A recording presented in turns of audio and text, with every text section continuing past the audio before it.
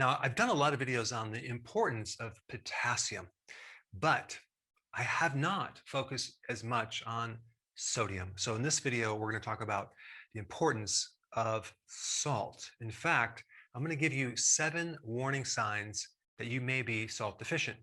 And of course, the biggest way you get sodium is with just salt. So we're going to be focusing on salt in this video. Why would someone be deficient in salt? Well, they don't eat salty foods, right? They're told they're salt sensitive or they have high blood pressure, so they don't consume much salt. Maybe they're going through a lot of stress. The more stress you go through, the more salt you actually need. Let's say it's hot out, right? Or you're sweating, you're going to lose salt. Now, some professional athletes that are working out hardcore in the summer can lose up to 6 grams of sodium just in 1 hour. So when we're exercising, sweating, we can lose a ton of sodium as well as chloride, right? There's some reports that show that we lose even more chlorides than we do sodium. Okay, here's another one. High amounts of potassium. Let's say you start taking a potassium electrolyte powder and you just neglect to take sodium or salt, right? Well, that's going to throw you off because anytime you look at salt or especially sodium, you want to look at it in a balanced state, okay? Not as an individual mineral, because when you increase the opposing mineral that's usually connected with it, like potassium, you can actually increase it or decrease it depending on what you do to potassium. For example, if someone is salt sensitive, what that really means is they're low in potassium. So here's the problem. If someone doesn't know that, they're going to start reducing their sodium more and more and more and generate all these side effects that I'm going to talk about. What they should do instead is just beef up the other mineral. It's much better to have sufficient amounts of both minerals, but in the right ratio. But anytime we go up with potassium, we need more salt. Anytime we go up with salt, we need more potassium. Okay, you started the ketogenic diet. Ketones are like diuretics. Okay, you're going to lose a lot of water. And when you lose the water, you're going to lose your salt and you're going to lose your potassium. So you need both of these things to be put back into the body. Now, what about fasting? Yeah, well, you're not eating anything. You're drinking a lot of water.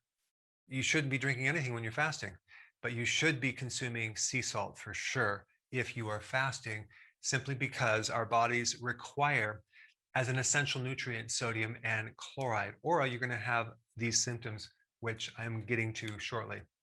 Now, if you drink coffee, let's say you drink 4 cups of coffee in a day, you'll lose a half a teaspoon of salt because caffeine depletes sodium, which is interesting. Maybe you want to add a little salt in your coffee. I've heard that that will actually reduce some of the bitterness. Okay, drinking too much water. I've done videos just on this topic. If you haven't seen those, this would conflict with what you've been taught, that we need to drink a lot of water. Everyone knows this. But the question is, what happens when we drink too much water? Well, guess what? We're going to flush out the electrolytes, especially sodium chloride. There's people that have even died by drinking too much water. It's called hyponatremia because you're diluting sodium. So you want to drink when you're thirsty, and there's no problem drinking a good amount. Just make sure you also add the sea salt with it. Okay, so these are the reasons why someone's deficient. The key is balancing your salt instead of just restricting your salt or adding more salt. Make sure you add the opposing mineral potassium. If you're salt sensitive, add potassium. What does salt do? Well, it regulates your fluids.